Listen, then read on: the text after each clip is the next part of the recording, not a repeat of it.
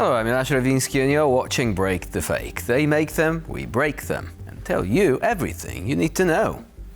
American congressman from Kentucky, Jonasz Massie, has introduced a bill that would withdraw the United States from NATO. In his statements, he called the alliance a relic of the Cold War and called the funds to be used for US national defense instead of aid to other countries. Bill H.R. 6508 stipulates that President Donald Trump must officially notify NATO of the country's withdrawal no less than 30 days after the law comes into force.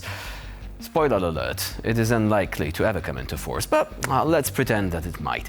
Massie noted that European countries have sufficient resources for their own defense. He emphasized that US involvement in NATO has cost American taxpayers trillions of dollars. In his opinion, the money could have been used to strengthen the US military rather than an alliance where, as he believes, socialists benefit at the expense of others. Now, the only way this could sound convincing was if you also happened to believe NATO was some extravagant wargaming club spending their salaries on Warhammer miniatures instead of such trifles as paying your daily bills, insurance, taxes, and so on. But believe me, going broke because your Warhammer hobby spun out of control would still make more sense than Massie's misguided excuse for legislation.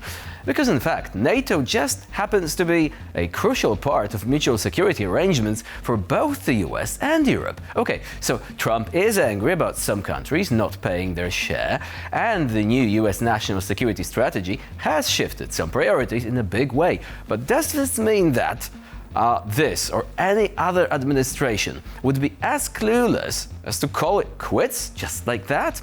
Fun fact. Do you know when was the last and the only time NATO Article 5 was ever invoked? That's right, it was after 9/11, with NATO supporting the United States in its darkest hour. In short, Massie's bill is roughly equivalent to a school student proposing to eliminate all teachers and use their salaries to purchase, I don't know, a pair of sneakers and a PS5 maybe. Some joke that Massie is simply testing how much attention he can get from the press. Random unhinged bill equals viral meme in Congress. Is there cause for alarm then? Well, not really. The process of withdrawing from the alliance would require the consent of both houses of Congress and the president. No matter how much some people might want it to be, this is far from a moment of truth of transatlantic security. Also, the majority of the US population supports the alliance, as evidenced by the latest Reagan National Defense Survey. 76% of Americans, including 76% of Republicans and 80% of Democrats, say Article 5 should be here to stay. Okay, so one final question. Who is this guy anyway? Did he just randomly wake up one day to decide NATO is the source of all evil, like a huge oblivion gate that suddenly popped up in his backyard? Well, not really. Let's check his voting records, shall we?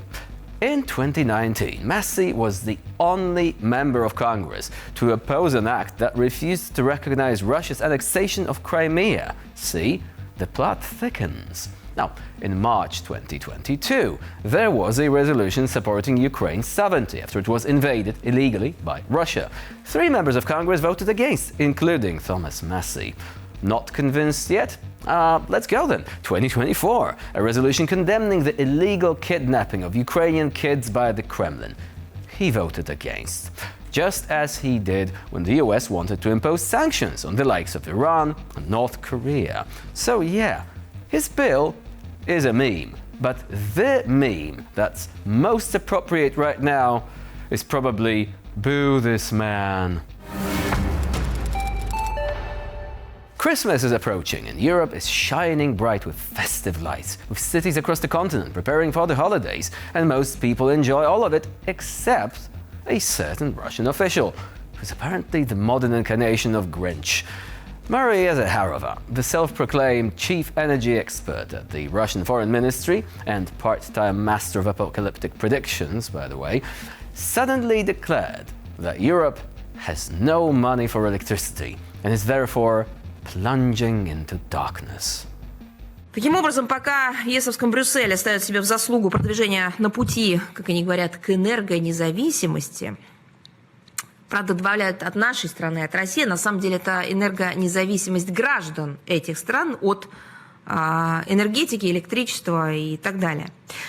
Простые европейцы и эсовская промышленность несут на себе тяжелое бремя по финансированию геополитических преступлений Урсулы фон дер Ляйен и ее вот этих вот подельников.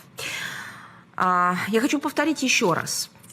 Это реальные деньги, которые ежедневно выкачиваются верхушкой Европейского Союза из карманов буквально каждого простого европейца. При этом европейским предприятиям приходится платить за электроэнергию в 2-3 раза больше, чем американским.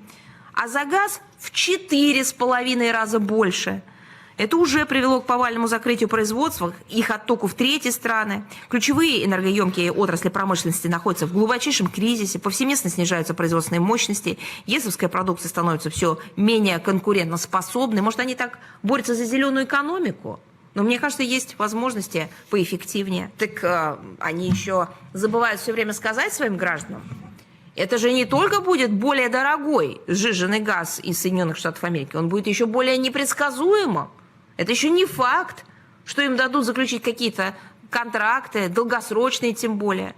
Это мы в Российской Федерации, это наша страна предлагала заключить им контракты на длительные сроки с фиксированными ценами, чтобы они могли спокойно развиваться. А мы бы получали свою прибыль и тоже бы развивались, и жили бы в мире, согласии, стремились бы к процветанию наших народов. Нет. С ними англосаксы церемониться не будут.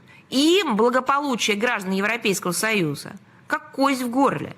Тем временем в Европейском Союзе начинается волна экономии даже на рождественской иллюминации. В городах Европы вынуждены отказываться от праздничного освещения улиц. Это не значит, что там их вообще не будет. Конечно, нет. Будет. Просто меньше. Нету достаточно средств на оплату электроэнергии. Это действительно погружение Европейского Союза в тьму во всех смыслах этого слова. While Zaharova mourns the absence of festive lights, Prague sparkles with Christmas markets, Vienna smells of mulled wine, and Paris glows like a New Year's greeting card. The only places that look dark are the long hallways of Russian diplomacy, where the lamp of common sense burned out a long time ago. And indeed, it is difficult to find a greater discrepancy between Moscow's rhetoric and reality than this whole Europe descending into darkness thing. Let's check the list of recent blackouts, shall we? Belgorod, Krasnodar, Rostov, Volgograd, even parts of Moscow. The independent Novaya Gazeta says Russia was hit by 4,198 power outages from January to October of 2025, a 12% increase over the whole of 2024, while the monthly average for power grid failures went up by 34%. Yikes! The reason? 11% of all those cases were confirmed Ukrainian drone strikes, but this could be an understatement. The leading cause is listed as unspecified infrastructure damage with no official cause. That is 41% of reported cases. And given how Russia doesn't like to admit Ukraine is hitting its industry with increasing strength and precision, some of that could also be the war saying hello to ordinary Russians who thought this was little more than reality TV. Also, as the Kremlin is preparing to throw about 1/3 of the entire 2026 budget away on its pointless war, well, good luck keeping all that aging Soviet-era energy infrastructure in good working order. But again, don't tell that to Maria Zakharova. Telling her it is Russia and not Europe that's more likely to go dark and or freeze over would be like telling a little kid Santa doesn't really do his glorified global UPS act by squeezing into chimneys. No, that would be too easy. Let's wait until the lights go out in Moscow during one of her little press conferences instead. Bit of a shame we won't see the look on her face in the dark, but still worth it overall. And with that, we conclude this edition of Break the Fake. Please stay with us here on TVP World for more latest news and updates.